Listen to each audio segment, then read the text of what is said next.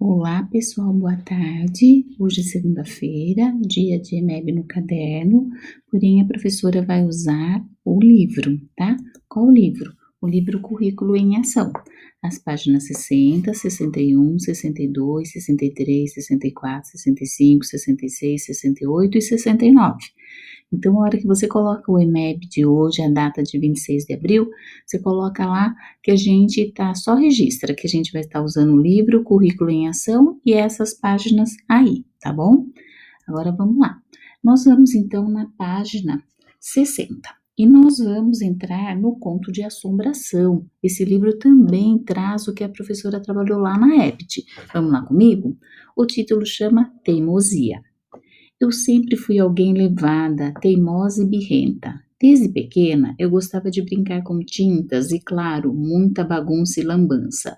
Minha mãe, às vezes, ficava maluca ao ver as coisas que eu fazia. Quando, por exemplo, eu tirei terra do vaso e espalhei pelo quintal com as minhas bonecas, fingindo que elas estavam saindo de uma guerra.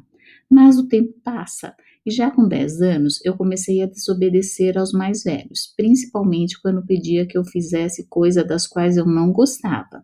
Não foi à toa que eu era repreendida exaustivamente pela minha mãe, Joana, e de vez em quando por meu pai, João, cuja presença em casa era diminuta, visto que ele trabalhava a maior parte do tempo para nos alimentar. Independente das broncas, a realidade era que eu jamais parei de ser teimosa até os 12 anos, quando finalmente meu irmão Lucas nasceu e eu me tornei um tipo de guardiã, carregando-o para cima e para baixo, enquanto nossa mãe cuidava de casa. Em Rio Branco, no Acre, as casas eram muito longe uma das outras, e para buscarmos alguns mantimentos tínhamos que atravessar um caminho de barro cercado de mato, pelo menos uma vez por semana. Lá ia eu com meu irmão no colo para pegarmos os mantimentos e retornarmos logo depois. Seguindo a cansativa rotina, houve um dia em que eu e o Lucas tivemos que buscar um bolo de milho que Dona Chica do vilarejo tinha prometido para nossa mãe. O sol estava se pondo quando estávamos no meio do caminho, mas caminhar no escuro é algo que qualquer pessoa caipira se acostuma, e não seria motivo de deixarmos de comer aquele delicioso bolo.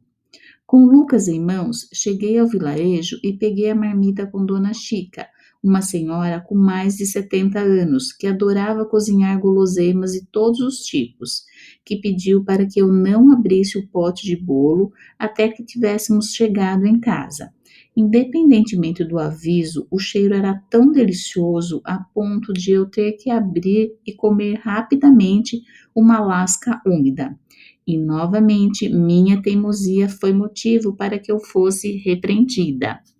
Já tinha ouvido que você era teimosa, mas não desse jeito, menina. Você não respeita os mais velhos, não ouve seus pais, é egoísta. Ah, eu já sei o que fazer com você. Enquanto falava, Dona Chica desapareceu na escuridão de sua tela.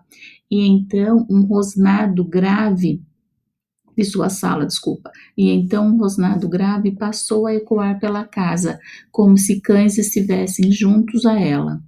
Dona Chica, do meio das sombras, surgiu com o rosto deformado, revelando muitas presas e segurando em sua mão uma guia ligada a uma coleira, que por sua vez flutuava no ar, como se estivesse segurando algo invisível.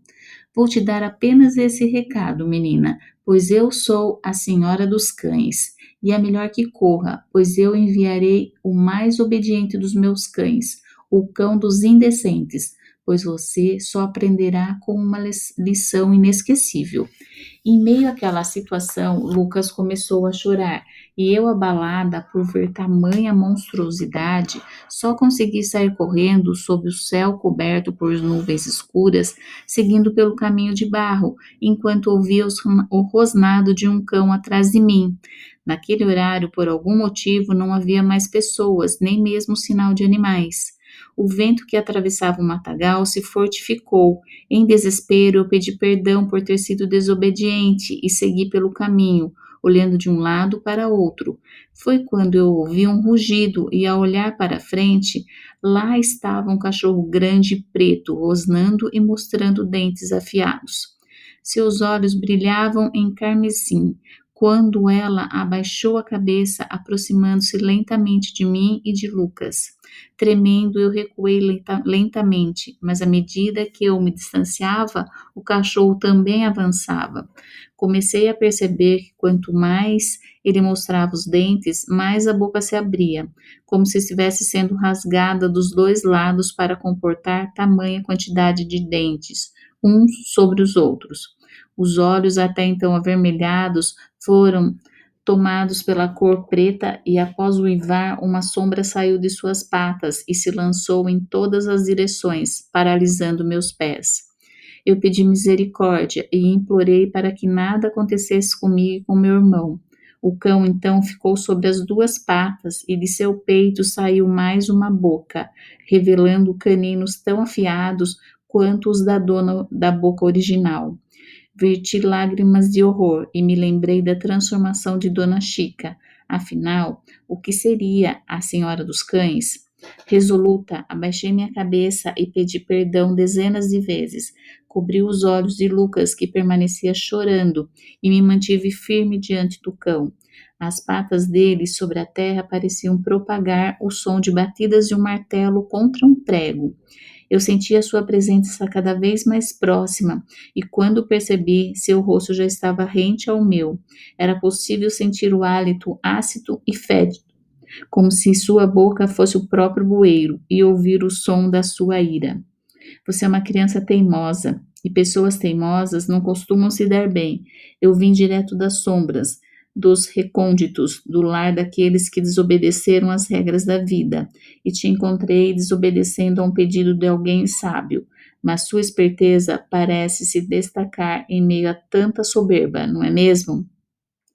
Acha-se dona de tudo e de todos, acha que seus atos não possuem consequências. Hoje será somente um aviso em respeito ao teu irmão, que ainda não tem discernimento e está nos braços de alguém inconsequente. Mas, Marina, da próxima vez eu trarei muito mais do que o mais puro e aterrorizante medo. Da próxima vez você terá que arcar com as consequências, com o mesmo peso da sua desobediência. Siga em frente. E lembre-se que eu sempre estarei te olhando, seja nas ruas, seja em casa, e quando eu não estiver, saiba que haverá outro em meu lugar. Terminando de falar, ele rugiu no meu rosto, fazendo com que até mesmo as minhas lágrimas chegassem ao ponto de congelar. Desesperada, eu vi o corpo do cão desaparecer como fumaça e segui andando em linha reta. Meu corpo tremia e Lucas não mais chorava. Foi pouco a pouco que chegamos em casa e entregamos o bolo para minha mãe, que me percebeu pálida. Eu poderia contar o que aconteceu, mas preferi dizer que tudo estava bem, principalmente ao ver a imagem de Dona Chica cercada de cães no meio das árvores, para além da nossa propriedade.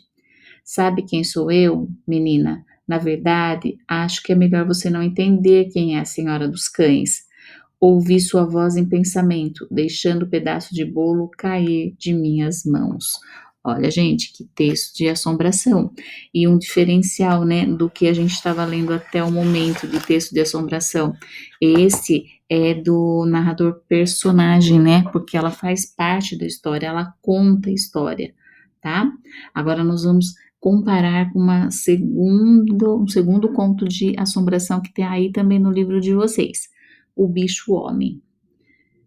Vovó Juvenália sempre foi uma mulher peculiar e eu nunca prestei muita atenção nisso. A única coisa que eu me importava era estar na companhia dela para brincar, cantar e ouvir histórias. Sobre esse último, por mais que eu fosse criança, Juvenália jamais me poupou das lendas da sua terra natal, Itacarambi, em Minas Gerais.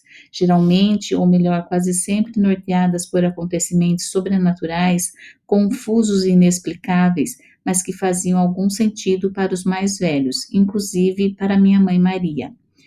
Em uma dessas ocasiões, tão logo o sol se pôs em uma aquarela de cores quentes, não demorou muito para que a família se reunisse para saborear um delicioso arroz com frango, feijão, mandioca cozida e de sobremesa doce de abóbora, para que no fim restassem somente eu e minha avó fora da casa. Sentados em um buraco de cimento batido, observando as estrelas cintilarem no céu, destituído de nuvens, como se de alguma maneira o tempo tivesse parado para nos contemplar. Foi naquele instante que ela tirou suas sandálias e passou a planta dos pés no chão, brincando com as graminhas que saíam dentro os vãos de calçada, por mais que tal comportamento não fosse lá muito higiênico. Suspirando, ela sorveu o ar fresco com cheirinhos de terra e mato molhado e segurou meu ombro bem forte. Sabe, Camilo, essa noite, desse jeito, fria e silenciosa, me faz lembrar de quando eu morava lá em Itacarambi, com os meus pais. Minha mãe sempre pediu para que a gente não saísse à noite, porque tem muitas coisas misteriosas que andam por aí e a gente nem sabe o que é. E teve uma criatura com o qual me encontrei que me dá calafrios até hoje. Você pode me contar, vó? Sim, mas peço que não tenha medo. Mas peço que não tenha medo. O que eu irei contar foi meu encontro com uma criatura assombrosa, o bicho-homem. Eu não terei medo, confirmei cruzando as pernas sobre o banco enquanto ela tirava um pedaço de papel do bolso, onde estava desenhada uma figura alta e peluda, de olhos vermelhos. Tudo começou numa madrugada fria. Minha mãe tinha acabado de fazer o jantar e, como de costume, meu pai chegou cedo, trazendo uma trouxa com a mistura do outro dia. Logo depois de comer, minha mãe fechou a porta e as janelas e deixou um pouco de comida para os cachorros que ficavam lá fora. Eles eram dois, Tonim e Junim, dois vira-latas, um idoso e outro mais jovem. Em seguida, cada um foi para o seu quarto e nos deitamos para dormir. Porém, ninguém esperava que aquela noite fosse a mais assombrosa de nossas vidas. Não me contento de tanta ansiedade. A interrompi imediatamente, sem que ela ao menos pudesse concluir. Por que, vovó? O que houve? Ela respirou profundamente, como se aquela lembrança lhe causasse algum desconforto, mas prosseguiu. Como um estrondo tão alto quanto um trovão, nossa porta foi esmurrada por alguém, fazendo com que parte da dobradiça entortasse. Minha mãe, Joana, e meu pai, João, pensaram que fosse um ladrão ou algo do tipo, mas junto com as batidas, um ruído estranho veio da porta, como se alguém estivesse engasgando, emitindo um som gutural e maligno. Num ímpeto, meu pai pegou a peixeira para nos defender. Peixeira é uma faca, tá? Mas minha mãe não deixou que ele abrisse a porta. Em vez disso, nós ficamos em silêncio até que as batidas parassem, mas logo depois elas recomeçaram, agora nas janelas. Apesar das tentativas de invasão, o que mais trazia angústia era cogitar que algo de ruim acontecesse com os nossos cachorros, que ao perceberem a ameaça, não pararam de latir sequer por um segundo. Mas meu pai, que era corajoso e não ia deixar que nada do ruim acontecesse com a gente. Por isso, ela desobedeceu a minha mãe e saiu. Ele desobedeceu a minha mãe e saiu. Quando a porta estava aberta, a mamãe me segurou no colo e pediu para que eu ficasse calada, e como se fôssemos sombra, esgueiramos a parede, quando de repente vimos papai de frente para algo terrivelmente assustador. Uma criatura alta, de braços e pernas rígidas, como se não tivesse juntas, de olhos grandes e vermelhos, a pele toda coberta de pelos marrons e orelhas pontiagudas, estendendo as mãos grandes e com unhas longas e afiadas. Nesse momento, percorreu-me um calafrio pelo corpo todo, como se alguém estivesse nos observando, porém tentei manter a calma para que vovó continuasse. Ao olharmos para o vão, vimos que somente Junim, o cão mais novo, estava latindo a um gemido de lamento, pois Tonim, o cão mais velho, encontrava-se desfalecido no chão, aparentemente ferido pela criatura. Enquanto meu pai se posicionava para enfrentar o bicho, Juninho avançou e tentou morder as pernas do monstro. Porém, antes que pudesse feri-lo, o cachorro mais novo também foi atingido pelas mãos, ou melhor, pelas unhas da criatura, que se alongaram como se fossem agulhas afiadas, jogando-o para o lado. Meu pai, desnorteado, empunhou a peixeira e preparou-se para contra-atacar. Minha mãe, porém, largou-me no chão e gritou pedindo para que João recuasse. Meu pai, claramente nervoso, verteu lágrimas ao ver seus cachorros daquela maneira, mas mesmo assim atendeu ao pedido de Joana. Parado, o bicho-homem abriu um sorriso, revelando centenas de dentes pontiagudos, como se estivesse feliz por tudo o que havia feito. Todavia, em vez de continuar com as investidas, ele simplesmente virou de costa e começou a ir embora, deixando pegadas escuras no chão e rodeadas de pelo, até desaparecer no meio da mata. Muitas perguntas passavam à minha mente nesse momento. E agora, vovó, o que aconteceu? Ele foi embora? O que ele queria?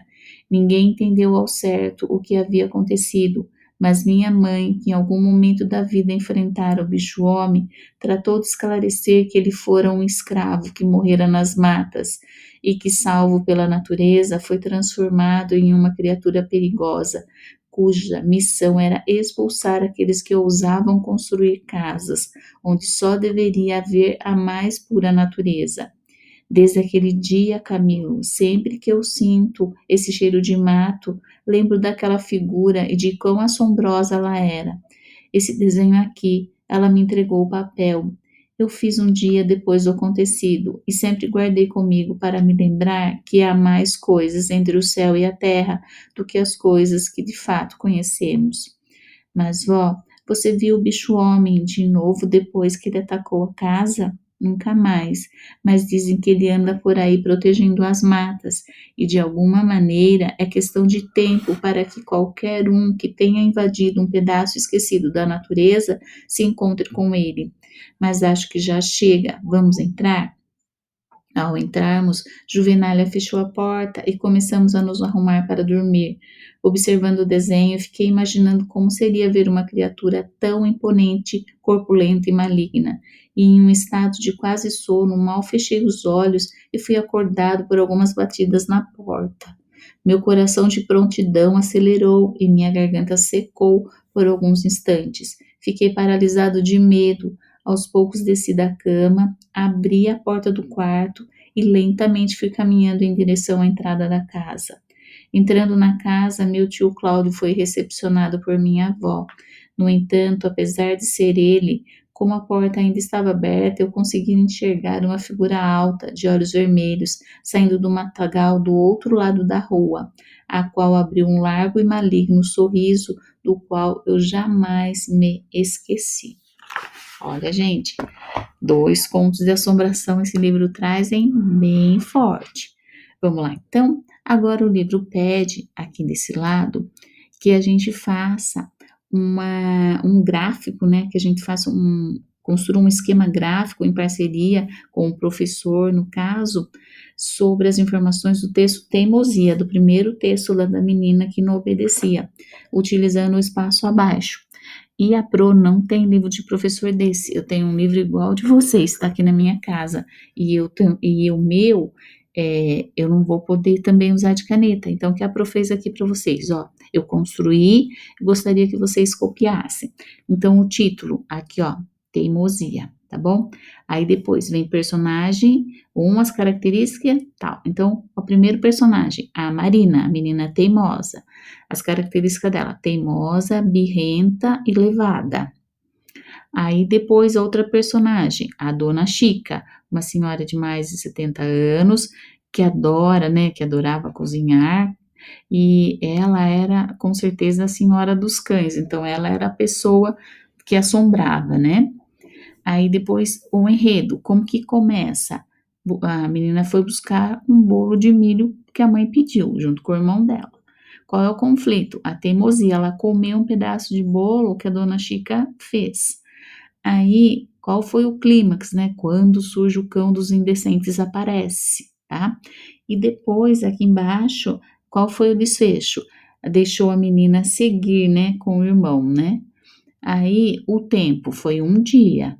E onde aconteceu o espaço? Num vilarejo, se você quiser colocar em Rio Branco, no Acre, também pode. Entenda, a professora colocou de lápis que a professora não tem livro de professor, tá bom?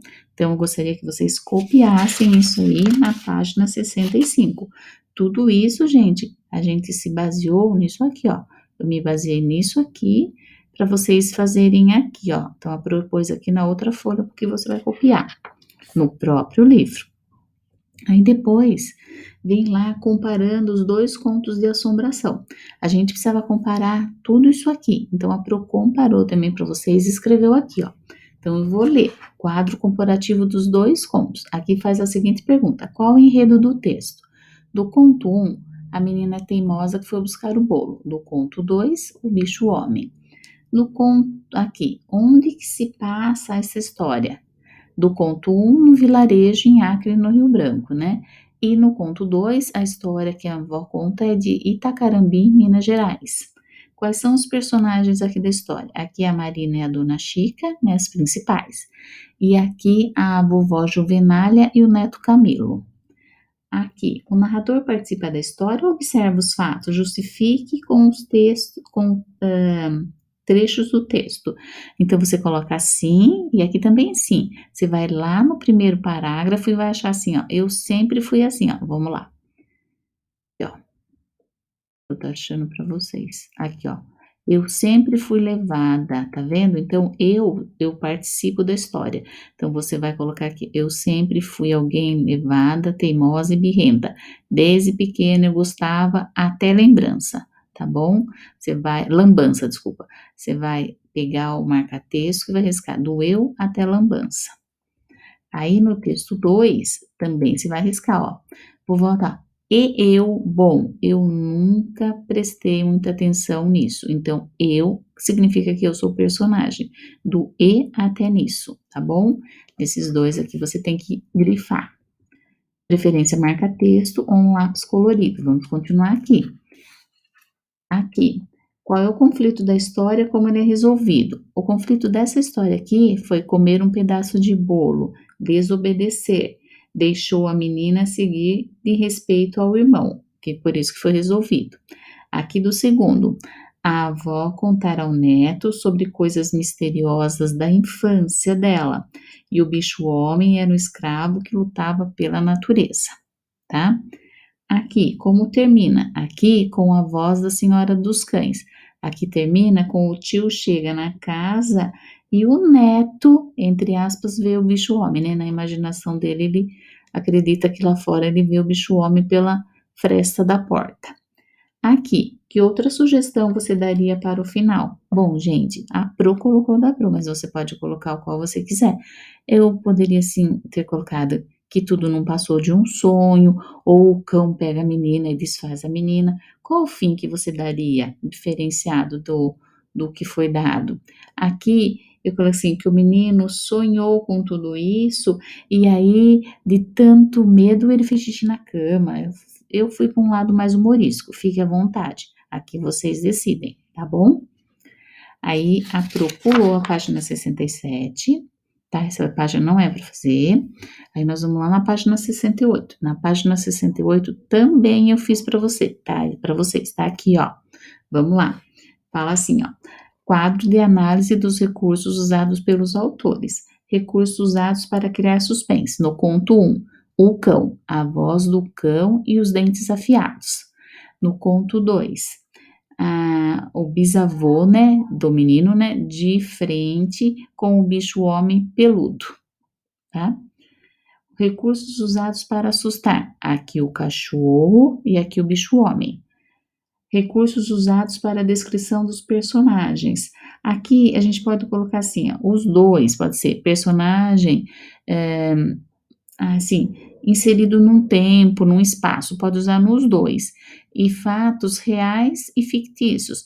Pode ser que realmente, assim, isso tenha acontecido, mas pode ser que seja uma ficção, uma imaginação. Então, dos dois, você pode pôr os dois. Por isso que a Pro colocou a flechinha daqui para cá e daqui para cá. Pode pôr nos dois. Recursos usados para a descrição do ambiente. Aqui um vilarejo, à noite, ninguém na rua, lama, né? E aqui no conto 2, uma casa muito antiga. Recursos usados para marcar o tempo. Foi os dois aconteceu na infância, né? Porque eles falam que ele era muito pequeno. Então, infância e infância. Aí já veio na página 69 também o glossário é um catálogo de palavras que pertencem ao mesmo assunto ou campo de estudo, que deve estar em ordem alfabética para facilitar a pesquisa de palavras peculiares que aparecem no conto. O que é esse glossário aqui? É o dicionário. Então, a Pro fez aqui para vocês. Então, a gente tinha que pesquisar todos os contos que nós lemos, eu tinha que colocar os autores, e o glossário eu coloquei em ordem alfabética, A, H, M, S, S e T. Então, eu tinha que usar essas palavras aqui, gente, ó. Eu tinha que usar as palavras que estavam aqui embaixo. Aqui, ó. Opa. Peraí só um pouquinho. Aqui, ó. Tinha que usar essas palavras aqui, tá bom? Então, eu fui lá e fiz isso, ó. Assombração. É que vocês vão colocar assim, que título do conto que a Pro leu? Uma Noite no Paraíso. O autor era o Ítalo Calvino. Era de assombração porque era aquele amigo, lembra? Que foi chamar o outro para ser padrinho. Então, a Pro colocou esse daí. De terror, a Pro leu numa aula online, Fantasma da Ópera. O autor é o Gaston Leroux. Horror, tá? Porque a menina foi pega pelo fantasma da ópera, morreu, né? Ela se entregou para salvar as outras crianças. Aqui do título de Macabro, eu achei esse da Teimosia, do Danilo de Almeida da Silva, isso que a gente leu agora há pouco, né? Que de repente a mulher se transformou num cão, era uma senhora dos cães, achei meio macabro. O bicho homem, também que nós lemos agora, eu achei meio sinistro.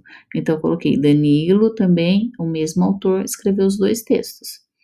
Aí um que era de suspense, A Velhinha Contrabandista. Por quê? O Stanislau Ponte Preta prendeu nossa atenção até o último momento e no fim a velhinha contrabandeava, era areia mesmo, era lambreta e não areia, desculpa.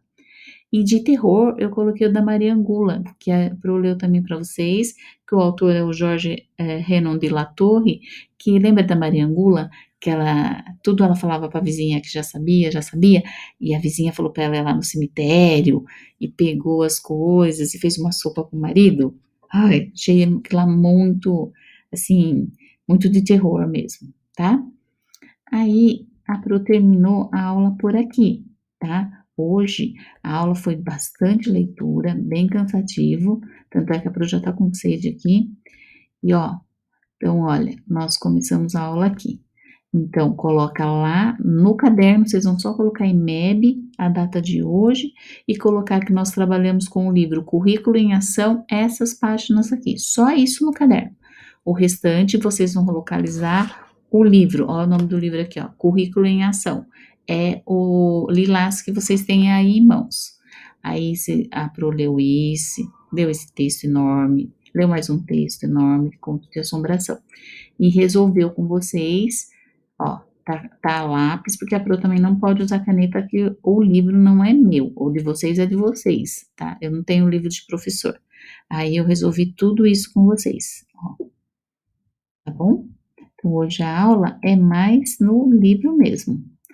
Pessoal, apesar de cansativo, né, ouvir bastante, mas foram dois gêneros bem diferenciados do que nós já havíamos lido, onde tinha o narrador personagem e a gente hoje trabalhou só no livro, tá bom?